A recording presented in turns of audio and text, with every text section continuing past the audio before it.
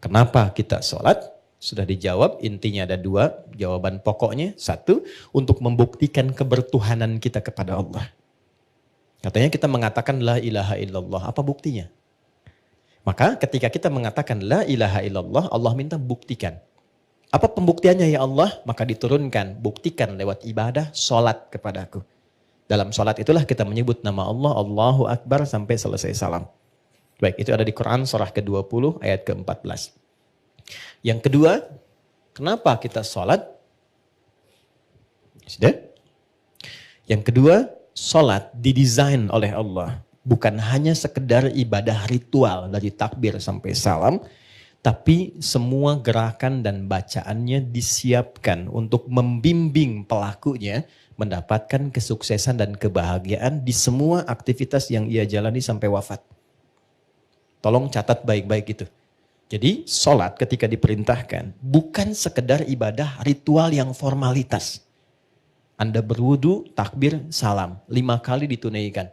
Kalau ini yang kita tangkap dan kita pahami, besar kemungkinan potensi sholat itu akan dipahami sebagai beban saja. Baru tadi sholat, sekarang sholat lagi. Ya kan? Kenapa sih harus 4 rakaat? Karena apa? Karena pesan-pesan atau hikmah yang berada di balik ibadah ini tidak dipelajari terlebih dahulu. Itulah sebabnya Allah memberikan pesan sebelum sholat. Kalau engkau ingin mendapatkan kenikmatan sholatmu, kenyamanan sholatmu, menjawab pertanyaanmu, pelajari dulu tentang semua bacaan dan gerakan sholat dari mulai bertakbir sampai dengan salam. Itu yang dimaksud di Quran surah 29 di ayat ke-45 yang telah kita bahas. Ya, gabungan antara sukses dan bahagia. And happiness, sukses dan bahagia, itu dalam bahasa Arab disebut dengan falah namanya. Jadi kalau sukses saja tanpa bahagia, itu fauz namanya. Turunannya 29 kali disebutkan di Quran. Faiz, fauzi, faizin, fauzan, faizah. Kalau ada yang namanya faiz, fauzan, faizah, itu artinya orang yang diharapkan sukses selama hidupnya. Walaupun belum tentu bahagia.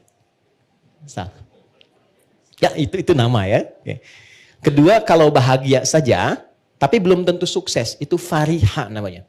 Fariha, turunannya farah, farahan, ya itu fariha. Jadi kalau ada yang namanya farhan, farah, orang yang diharapkan bahagia selama hidupnya, walaupun belum tentu sukses. Nah, teman-teman tinggal pilih aja. Saya yakin pilih yang ketiga. Ya, kaya tapi gelisah atau miskin tapi tenang. Oke, kaya tapi tenang. Kalau Anda gabungkan kaya, sukses, dan tenang, bahagia, itu bahasa Arabnya falah namanya. Falah. Nah, teman-teman masih ingat gak kalau kita mau sholat itu panggilannya disebut apa? Panggilannya disebut apa? Adzan kan? Adzan itu dari kata udhun, artinya telinga. Jamaknya adzan. Lafadz ini kenapa disebut adzan? Ingin memberikan kesan yang kuat. Hei, dengarkan oleh telingamu. Tanamkan pada hatimu. Aku minta sholat bukan ingin membebani engkau supaya ruku dan sujud. Aku enggak butuh itu. Dan orang enggak sholat tidak akan menurunkan status Allah sebagai Tuhan. Kita dipaksa sholat, diperdengarkan di telinga kita. 24 jam. 5 kali sehari. Hayya 'alas sholat. Ayo sholat. Apa tujuannya? Hayya 'alal falah. Jadi kalau teman-teman dengar azan, kalimat hayya 'alas shalah, ayo salat, dan Anda tanya kenapa saya mesti salat? Itu langsung dijawab oleh Allah lewat ya, suara muadzin itu. Hayya 'alal falah. Karena semua gerakan dan bacaan salat itu mengantarkan pada kesuksesan dan kebahagiaan. Ini gambarannya.